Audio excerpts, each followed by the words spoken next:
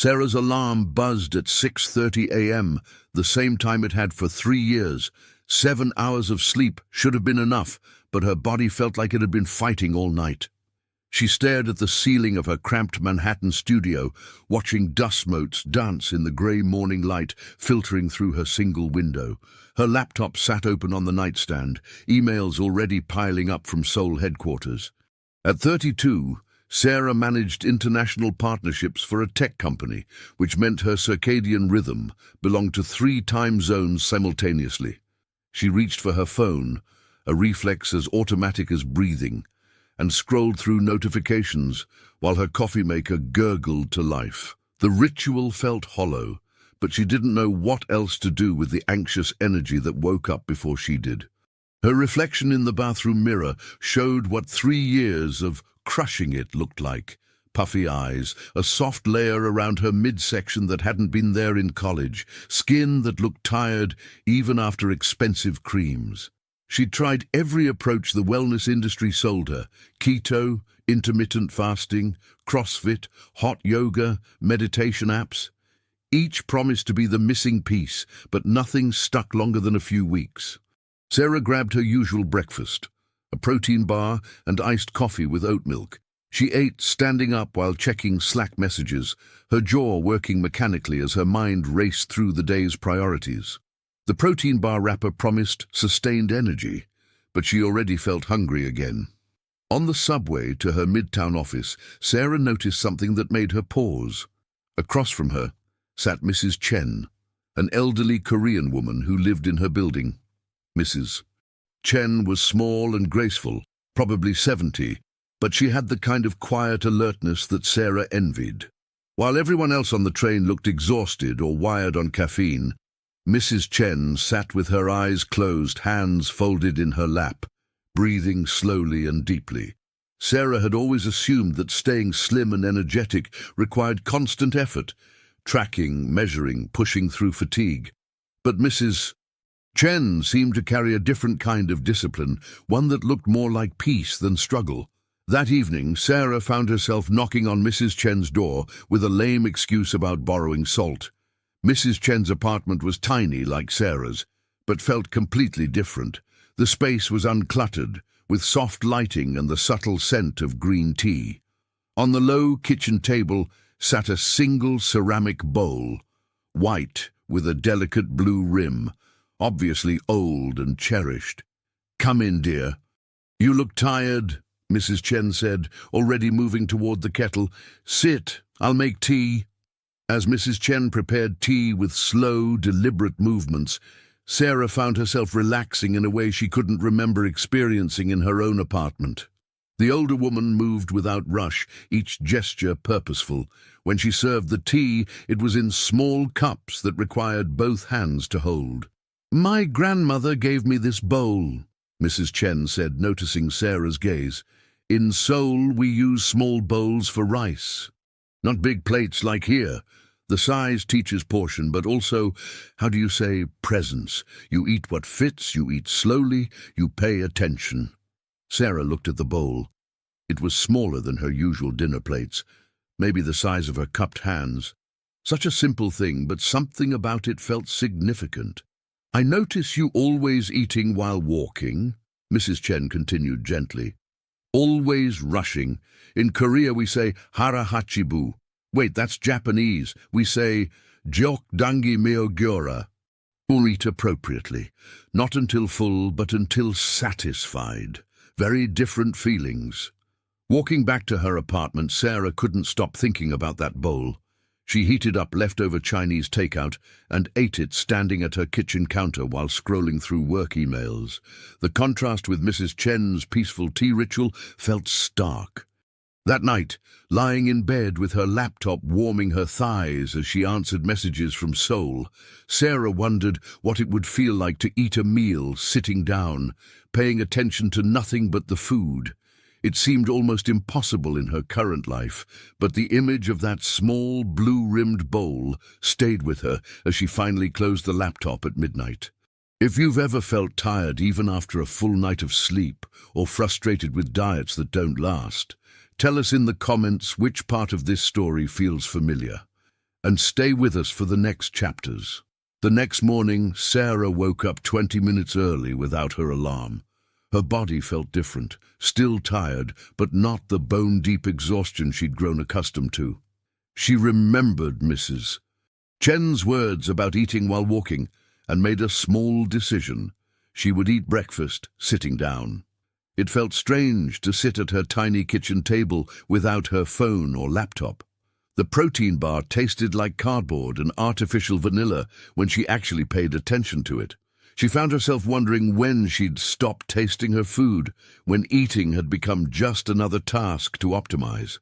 At work, Sarah's colleague Mike noticed her eating lunch at her desk instead of grabbing something from the food cart while walking to her next meeting.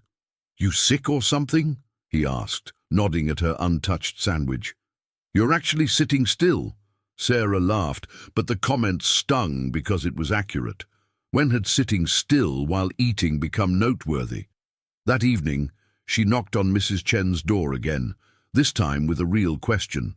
"I was wondering, could you show me more about how you eat? The bowl thing." Mrs. Chen smiled and invited her in.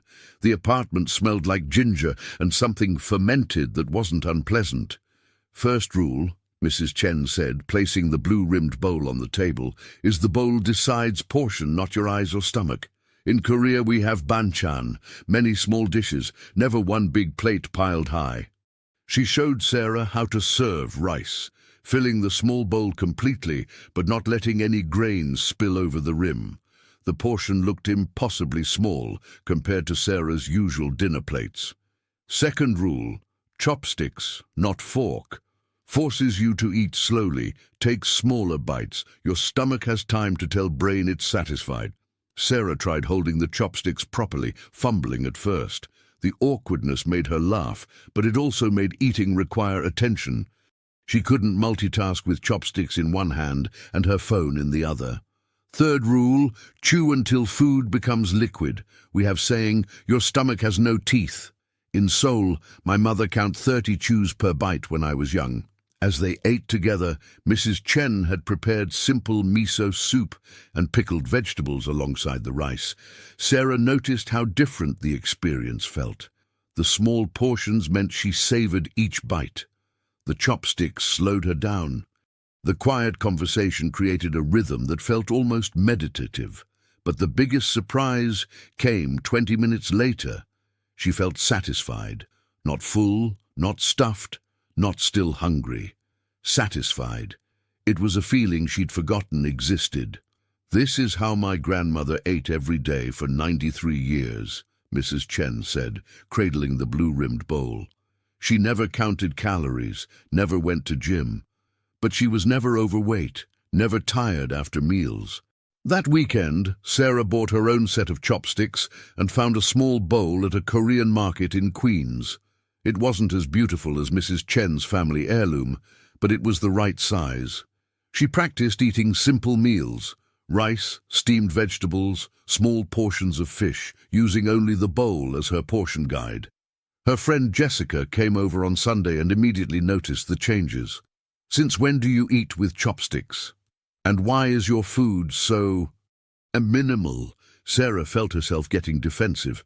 "I'm trying something different. It's this Korean approach to portion control." "Looks like you're starving yourself," Jessica said, eyeing the small bowl. "Remember what happened with that keto thing? You lasted 3 weeks and then binged for a month." The comment hit hard because Sarah remembered it too. But this felt different. She wasn't restricting food groups or counting macros. She was just paying attention. That night, using her new bowl and chopsticks, Sarah ate dinner sitting at her table with no screens. The silence felt awkward at first, but gradually she began to notice things. The texture of the rice, the way her hunger shifted as she ate, the point where satisfaction began. For the first time in years, she felt like she was working with her body instead of against it. 2 weeks into her experiment with Korean eating habits, Sarah discovered something unexpected. She was sleeping better. Not perfectly, But the 3 a.m. anxiety spirals that used to send her to the kitchen for late-night snacking had mostly disappeared. She found herself waking up actually hungry for breakfast instead of forcing down a protein bar out of habit. Mrs. Chen taught her about morning rituals during one of their evening tea sessions. In Seoul, my mother always start day with warm water, never cold. Never coffee on empty stomach, she explained, demonstrating how to prepare morning tea with ginger and dates. Gentle wake-up for digestion. Coffee later, after real breakfast. Sarah started keeping a thermos of warm tea by her bed, drinking it slowly while still under the covers before checking her phone. The warmth seemed to wake up her body more gently than the jolt of iced coffee she'd relied on for years. At work, her assistant Emma noticed the changes first. "You seem calmer lately. Less frantic. Are you taking new medication or something?" Sarah realized Emma was right. The constant low-level anxiety she'd accepted as normal had diminished. She still felt work stress, but it didn't sit in her stomach the same way. But not everyone appreciated the changes. At a team dinner in Koreatown, Sarah's portion control and slow eating pace became a topic of conversation. "Come on, live a little," Mike said, gesturing at her barely touched plate. "You're being weird about food lately. Just eat the damn barbecue." Sarah felt the familiar pressure to perform normalcy, to eat and drink as much as everyone else to prove she was still fun. She took a few more bites than she wanted and immediately felt the uncomfortable fullness she'd been avoiding. Later that week, her doctor called with results from her annual physical. "Your blood pressure is down from last year, which is great," Dr. Martinez said. "And your fasting glucose improved. Whatever you're doing, keep it up, though I noticed you lost about 8 pounds. Are you dieting?" Sarah paused. She hadn't been weighing herself, and the weight loss was incidental. "I changed how I eat, not what I eat. Smaller portions, slower pace." "Interesting. Most of my patients struggle with portion control. What's your secret?" Sarah found herself describing the small bowl method, feeling slightly embarrassed. Dr. Martinez listened without judgment. "Cultural approaches to eating often work better than formal diets," she said. "The Mediterranean diet, Okinawan practices, apparently Korean portion control. There's wisdom in traditional foodways that we've lost in America." That evening, Mrs. Chen introduced Sarah to another Korean practice, walking after meals. "Never sit immediately after eating," she explained as they walked slowly around the block. "In Korea, we say food must settle properly. 10-minute walk helps digestion, prevents that heavy feeling." The walk was nothing strenuous, just a gentle pace that felt more like meditation than exercise. But Sarah noticed she felt more alert and less sluggish after dinner than usual.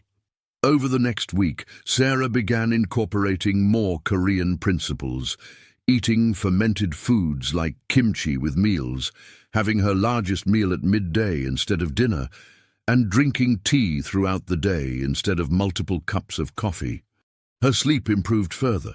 She found herself naturally winding down earlier in the evening instead of staying wired until midnight. The small changes were creating a different rhythm to her days. But the real test came during a particularly stressful week when Seoul headquarters demanded late-night video calls for 3 consecutive days. Sarah's old pattern would have been to stress-eat takeout while working, sleep 4 hours, then fuel the next day with caffeine and sugar. Instead, she found herself still reaching for the small bowl, still eating slowly even when tired. The habits had become automatic in a way that surprised her. Jessica came over that Friday and immediately commented, "You look different? Younger somehow? What are you doing, some Korean skincare routine?" Sarah touched her face, realizing her skin did look clearer. "Just eating differently and sleeping better." "Well, whatever it is, it's working. You seem more present, less scattered." That night, holding her small bowl and eating dinner with chopsticks while Mrs. Chen shared stories about her childhood in Seoul, Sarah realized something profound. She wasn't dieting anymore. She was just living differently. Would you rather force yourself with willpower or redesign your environment and habits like this character is learning to do? Comment which path makes more sense to you, and share this episode with someone who needs a gentler approach to change. A month and a half into her Korean eating experiment, Sarah faced her biggest test yet. A week-long business trip to Los Angeles with back-to-back client dinners and a conference schedule that started at 7 a.m. and ended near midnight. Her old travel routine involved airport fast food, hotel room service eaten while reviewing presentations, and surviving on caffeine and willpower. The small bowl approach seemed impossible in this environment. On the plane, Sarah watched other passengers eating massive sandwiches while scrolling phones. She'd packed a small container of rice and vegetables, using her travel chopsticks to eat slowly despite the cramped airplane seat. The businessman next to her glanced over with curiosity. "Is that some kind of special diet?" he asked. "Not exactly," Sarah replied. "Just trying to eat more like they do in Korea. Smaller portions, slower pace." He nodded thoughtfully. "My wife's been trying every diet app on the planet. Maybe she should try just eating less food instead of different food." The comment stuck with Sarah. She'd been so focused on the specific techniques that she'd almost forgotten how revolutionary the basic premise was: eating less by paying attention, not by restriction. In Los Angeles, Sarah's client dinners became exercises in gentle rebellion. While her colleagues ordered large entrees and ate quickly between business discussions, Sarah requested smaller portions when possible and ate slowly, putting her chopsticks down between bites. "You're very mindful about your eating," observed Linda, a potential client from Seoul who was visiting their LA office. "It reminds me of home. Americans eat so fast, so much, always talking business while eating." The comment sparked a longer conversation about cultural differences in meal timing and portion sizes. Linda shared that in Seoul, business meals were often followed by walks and tea, not immediate returns to conference rooms. "Digestion needs time," Linda said. "We say sikhu kyung heng, walk after eating for health." Despite the challenging schedule, Sarah maintained her evening walks and morning tea ritual. Hotel employees looked puzzled when she requested hot water and brought her own ginger tea bags, but she persisted. The real test came during the conference's networking reception. Tables groaned under elaborate spreads while everyone balanced plates and business cards, eating while discussing quarterly projections. Sarah found herself falling into old patterns, grabbing whatever was convenient, eating while walking between conversations. But something felt wrong. Her stomach started churning in a way it hadn't for weeks. The rushed eating combined with work stress created the familiar anxiety spike she'd almost forgotten about. That night, alone in her hotel room, Sarah ordered simple room service, steamed rice and vegetables, and ate it slowly using her travel chopsticks. She felt her nervous system calm down as she focused only on eating. The next day brought the conference's final presentation, Sarah's presentation about international partnership strategies. Usually she'd be running on caffeine and stress, but the consistent sleep and mindful eating had left her feeling more centered. Her presentation went exceptionally well. Multiple attendees commented on her calm presence and clear thinking. One executive even asked about her secret for managing travel stress. Flying back to New York, Sarah reflected on how different this business trip had felt. She hadn't been perfect with her eating habits, but she'd maintained enough of them to feel grounded instead of frantic. Mrs. Chen welcomed her back with tea and gentle questions about the trip. "Traveling tests everything," Mrs. Chen said wisely. "Easy to eat well at home, but real habits work anywhere." Sarah described her challenges and small victories. Mrs. Chen nodded approvingly. "My grandmother traveled from Seoul to Busan many times. Always bring small bowl, always eat slowly. She say, environment change, but stomach doesn't change." That evening, back in her own apartment, Sarah prepared dinner using her small bowl and chopsticks.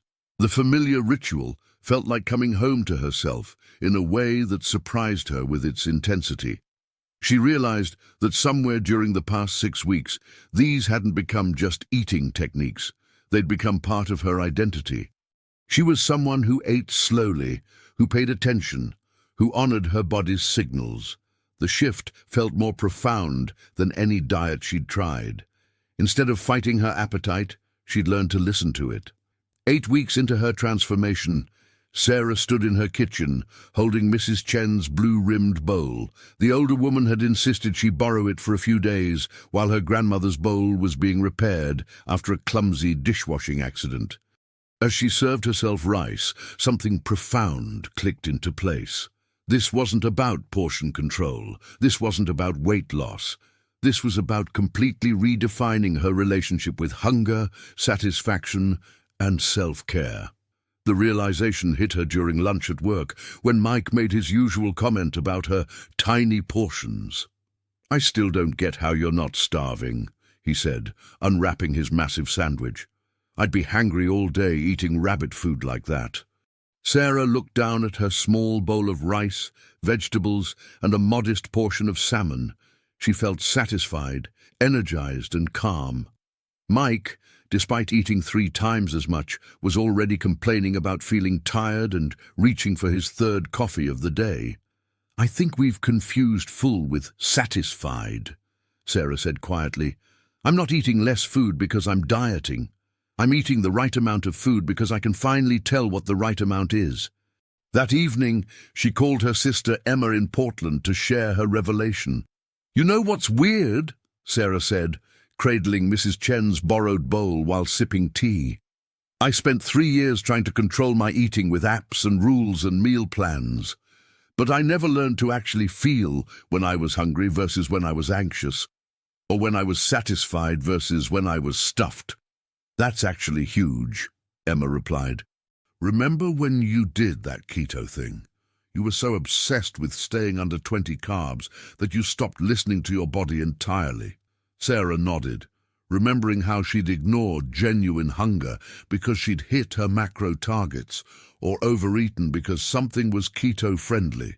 "The bowl doesn't tell me how much to eat," Sarah continued, running her finger around the blue rim. "It just gives me a framework for paying attention, like training wheels for intuitive eating." The next morning brought Sarah's quarterly health assessment with Dr. Martinez. The results surprised them both. Sarah had lost 15 pounds without trying. Her blood pressure was in the optimal range for the first time in years, and her inflammatory markers had dropped significantly. "This is remarkable," Dr. Martinez said, reviewing the lab results. "Your insulin sensitivity has improved dramatically." "What exactly have you been doing?" Sarah explained the Korean eating practices, the small bowl portions, chopsticks, slow eating, warm tea in the morning, walks after meals. "No calorie counting?" Dr. Martinez asked. "None. I eat until I'm satisfied, which turns out to be much less food than I used to eat until full." Dr. Martinez leaned back in her chair. "You've basically rewired your hunger and satiety signals. Most of my patients can't distinguish between physical hunger and emotional eating triggers. You've taught your body to communicate with your brain again." That evening, Mrs. Chen invited Sarah for what had become their regular tea session. Sarah returned the borrowed bowl with deep gratitude. "This bowl changed my life," Sarah said, handling it carefully. "But I don't think it was magic. I think it just gave me permission to eat differently." Mrs. Chen smiled knowingly.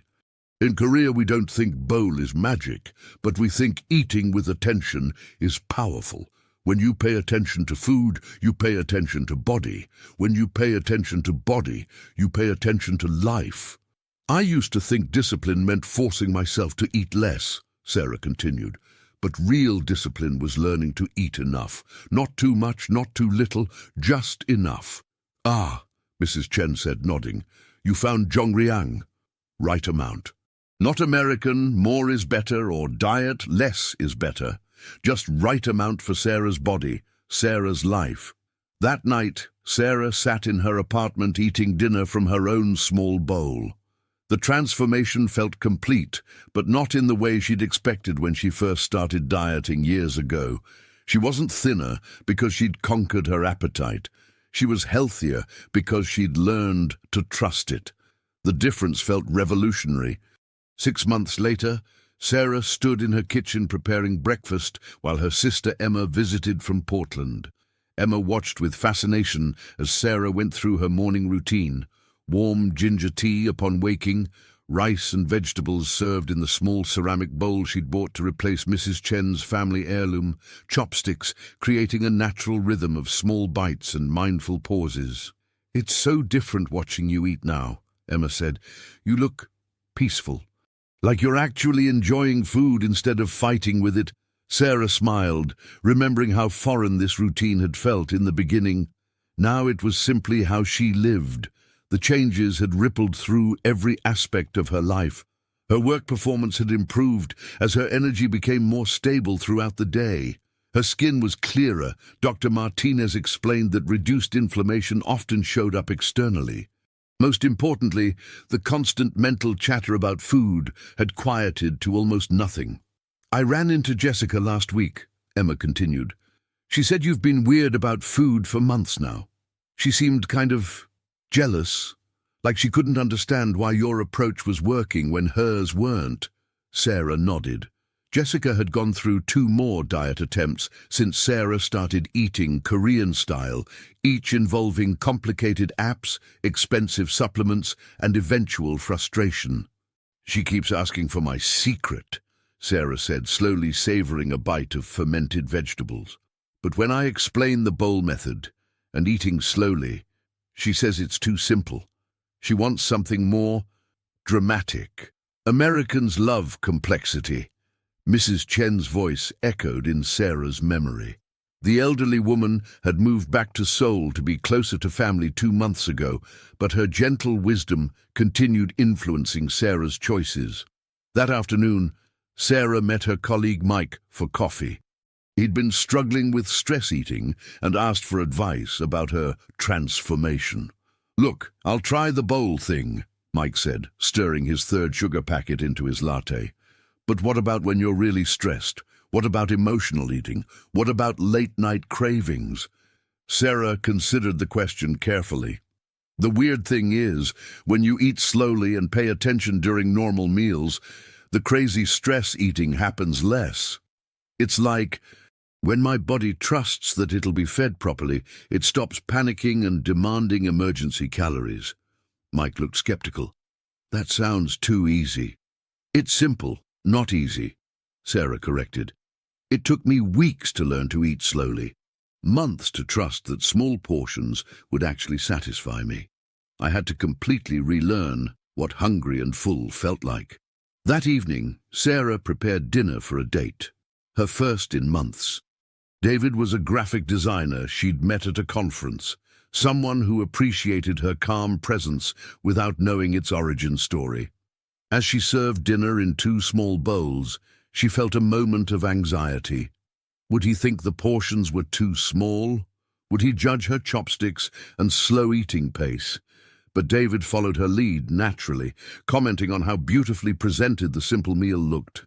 They ate slowly while talking, and Sarah noticed he seemed more relaxed and present than men she'd dated during her frenetic dieting periods. "This is really nice," David said, finishing his bowl. "I don't usually pay attention to eating when I'm nervous, but somehow this made me slow down." Later, cleaning up together, David noticed the small collection of teacups and the simple, uncluttered kitchen setup. "Your place has such a calm energy," he said. "Very different from my chaotic apartment." Sarah realized her environment had transformed along with her eating habits. Less clutter, gentler lighting, a rhythm that prioritized rest and attention over constant stimulation. That night, preparing her evening tea, Sarah reflected on how profoundly her life had changed. The number on the scale mattered less than the peace she felt in her body. The compliments from others mattered less than her own sense of balance. A year later, Sarah received a package from Seoul. Mrs. Chen had sent a new ceramic bowl, this one painted with tiny cherry blossoms. The enclosed note read, "For Sarah, who learned to listen to her body's wisdom. May you teach others the gentle way." Sarah held the bowl carefully, remembering that first evening when Mrs. Chen had served tea with such mindful attention. The elderly woman had given her more than eating techniques. She'd given her a different way of inhabiting her own life. That evening, serving dinner in the new bowl, Sarah understood that her transformation hadn't been about conquering her appetite or achieving the perfect body.